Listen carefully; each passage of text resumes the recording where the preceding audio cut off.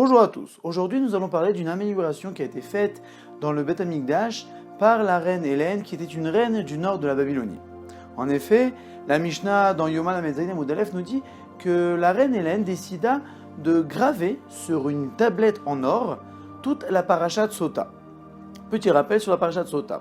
Celle-ci a été dite dans le cas où un homme suspecterait sa femme d'adultère avec des faits assez fondés, mais n'étant pas sûr à 100%, devait faire tout un processus dans le Beth Amikdash avec le Kohen pour pouvoir éclaircir ce mystère. Lors du processus, on devait retranscrire la paracha de la Sota qui était écrite sur le Sefer Torah sur un parchemin, prendre ce parchemin, le tremper dans de l'eau et effacer l'encre qui se trouvait sur le parchemin et faire boire cette femme-là. Et lorsque cette femme-là aura fini de boire cette petite potion, alors là, le mystère s'élucidera. Si elle est innocente, alors rien ne se passera et au contraire, elle pourra avoir une belle progéniture par la suite. Par contre, si elle avait été véritablement coupable d'adultère, alors là, elle mourra. Maintenant, il faut savoir que dans la paracha de la Sota est écrit le nom de Dieu. Nous savons qu'il y a un interdit de effacer le nom de Dieu, mais dans ce cas-là, Dieu nous a permis, même nous a obligés à effacer son nom pour pouvoir élucider ce mystère.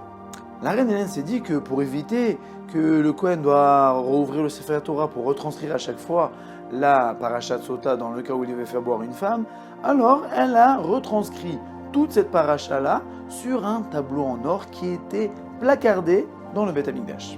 La question qu'on aurait pu se demander, c'est que la reine Hélène aurait pu trouver quelque chose d'un peu plus honorable à placarder dans le Beth Amikdash. Comme dans certaines synagogues, certaines personnes décident de placarder des modim des Rabbanan, d'aller nous les Shabéar, ou toute autre chose, ou toute autre prière. Pourquoi avoir choisi la parashat Sota?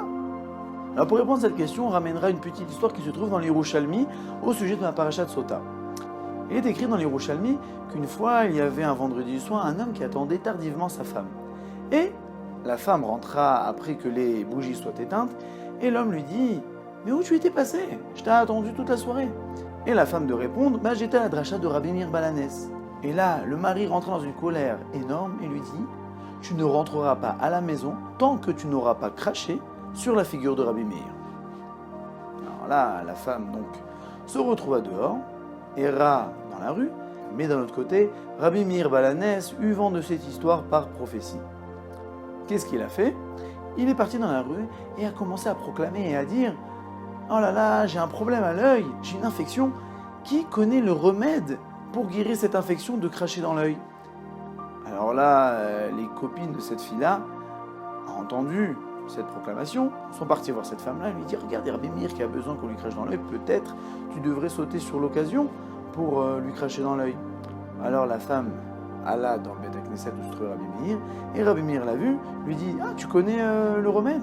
Il dit « Non, pas trop. » Il dit « Non, t'inquiète pas, juste tu me craches 7 fois dans l'œil, ça suffira. » Alors la femme a fait ce que le Rav a demandé, et a craché 7 fois dans l'œil. À la fin de cette guérison, Rabbi Meir lui dit « Maintenant tu pourras dire à ton mari, tu n'as pas seulement craché une seule fois sur Rabbi Meir, tu as craché 7 fois. » Et là, la femme partit toute contente de retrouver son mari. Mais les élèves qui étaient autour de Rabbi Meir lui disent « Mais Rav, ça va pas? Si vous nous aviez raconté ce qui s'est vraiment passé entre la femme et le mari, alors on l'aurait bastonné.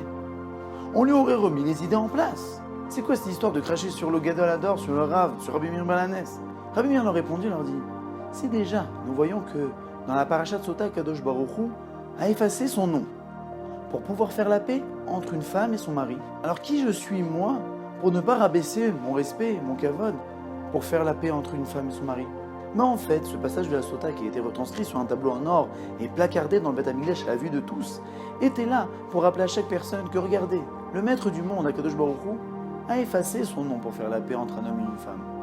Alors vous aussi les hommes, faites tout votre possible pour pouvoir faire la paix entre vous. Et nous savons aussi que le nom d'Akadosh Baruch Hu est Shalom, et que nous finissons tout notre filote par le Shalom. C'est Shalom à la fin du Birkat Hamazon, à la fin de l'Amida, à la fin du Kaddish. À chaque fois, nous répétons le Shalom.